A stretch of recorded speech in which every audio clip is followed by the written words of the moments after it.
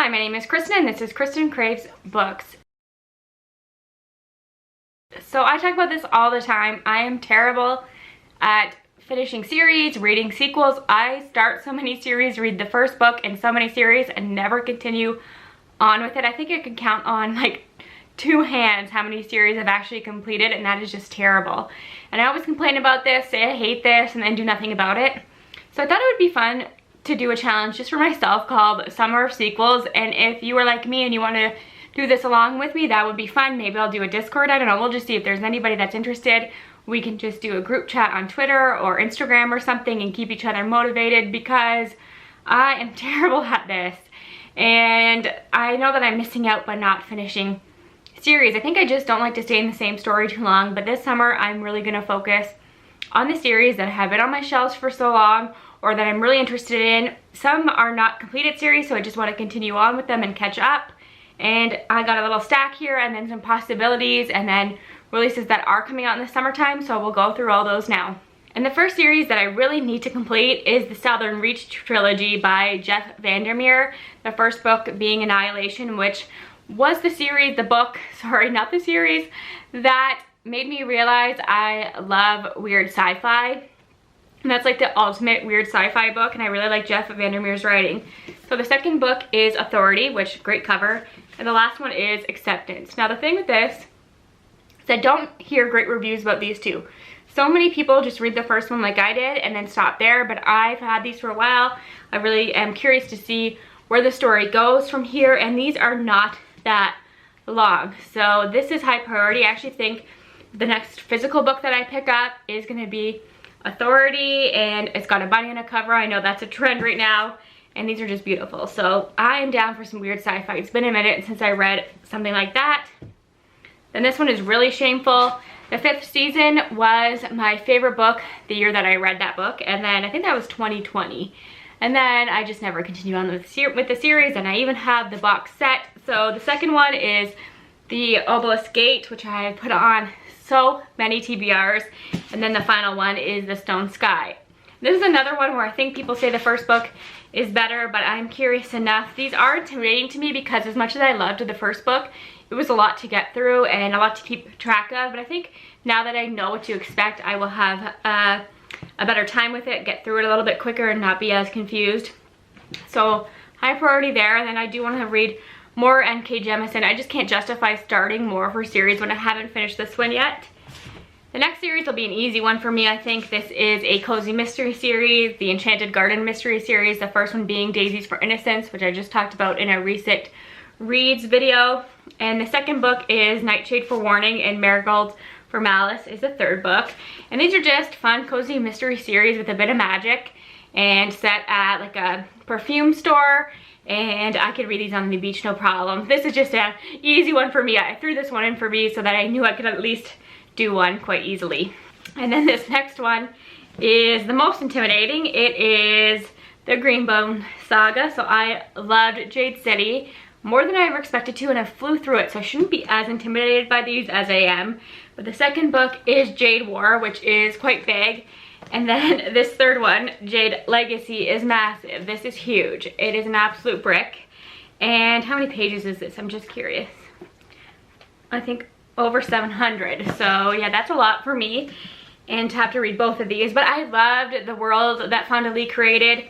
But what she did in the first one just was so shocking to me that I've heard the last one in particular is devastating. So I don't know that I'm ready, but I have to bite the bullet and just do it. I also want to continue on with the Thursday Next series. The first one was The Air Affair, and that's by Jasper Fforde. And I own the second one. I've had this for a minute. It's Lost in a Good Book. There are quite a few of these, and they're hard to get your hands on. But I just loved the world in here. We're following Thursday Next, who is a literary detective, and she actually ends up inside classic novels. So the first one she was inside Jane Eyre, and in this one she is inside Great Expectations. So I just think they're fun. It's short. I liked the writing in here. No excuse for not continuing the series other than the fact that I'm terrible at it and these are hard to find. So this is the only one I have right now, but if I could just read that one, that would be great. I then have The Hidden Palace by Helene Wecker. I actually read the first book for a buddy read, The Golem and the Jinni.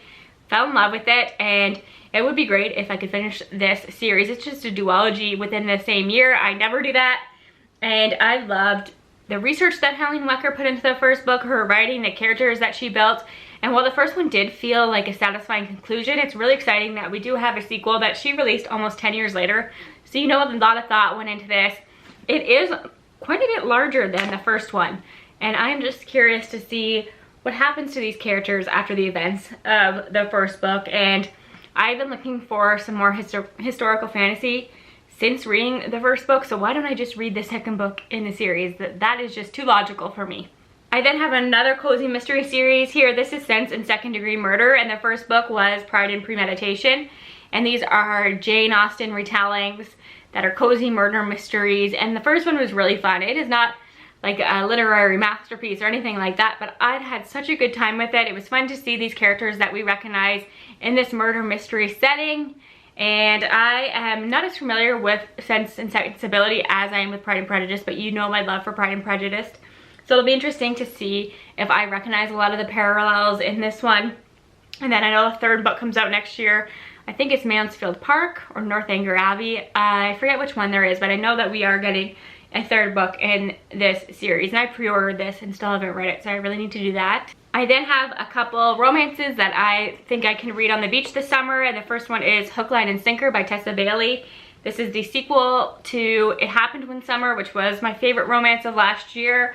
I've been hearing some mixed things about this one, but I really liked Hannah and Fox, and I like a friends to lovers romance, and I really, really loved the setting, and it'll be interesting to get some cameos from the characters from the first book as well. So I still have high hopes for this. I do like Tessa Bailey's writing quite a bit, but her like smutty scenes are not my favorite. I just kind of skim read over those, to be honest with you. But I love the chemistry that she builds between her characters, and really it's a setting is my favorite part of this series. So that's a good beach read.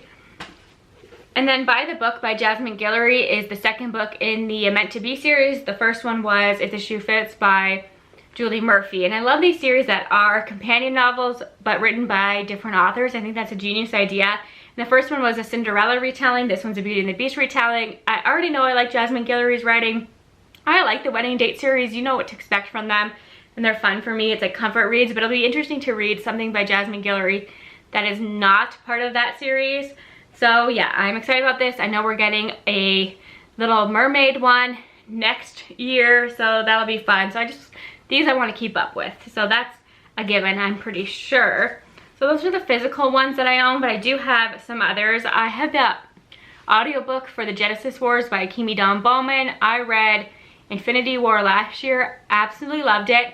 Ends on a huge cliffhanger. Can't believe I haven't listened to this audiobook yet because I need to know what happens, but somebody told me that one ends on a cliffhanger as well, and I just hate that. But I love Kimi Don Bowman, and that's like a weird sci-fi where when you pass away, you're kind of in a purgatory that's taken over by like an AI that's kind of like Alexa. So that'll be interesting. And then what else do I have? Flamefall. I read the first one, Fireborn, last year. That was a dragon story, and I really liked the political world that was built up in that. And I think we're even going to get more of that in the sequel, so I need to read that because I know the third book, I think that comes out in August. For the Throne by Hannah Winton just came out, and that is the sequel to For the Wolf, which is a book I read last summer and really, really loved and was really surprised by because it's like a Beauty and the Beast retelling, and those historically don't work for me. But this is just a duology, and I love a good duology. And this sequel actually follows a sister who I was more interested in, so that's a good one. The Oleander Sword by Tesha Suri, I will definitely be reading. That is the sequel to The Jasmine Throne, which was one of my favorite books last year. That comes out in August. And then another guarantee for me is A Prayer for the Crown Shy by Becky Chambers. This is a sequel to another one of my favorite books of last year, A Psalm for the Wild Build. And I love Becky Chambers. That's like a shorter novella it's a story between a monk and a robot, and it's just the cutest thing ever. So those are the ones that are on my radar right now. That seems like a lot, and I don't think I'll get to all of them, but it's nice to have options and really focus on this. I actually heard a great tip to take a picture of the books that you want to read and make them your phone background so that you're constantly reminded that these are the books you should pick up. So I'm going to try that tip. I'm going to try anything I can to read some sequels this summer. And if you're going to do the same thing, let me know. If you're terrible at reading sequels, let me know. If you have any tips on how to be better, I would love to hear those as well. I need any advice I can get. And I appreciate you watching this video and for all your support. I will talk to you again soon. Bye for now.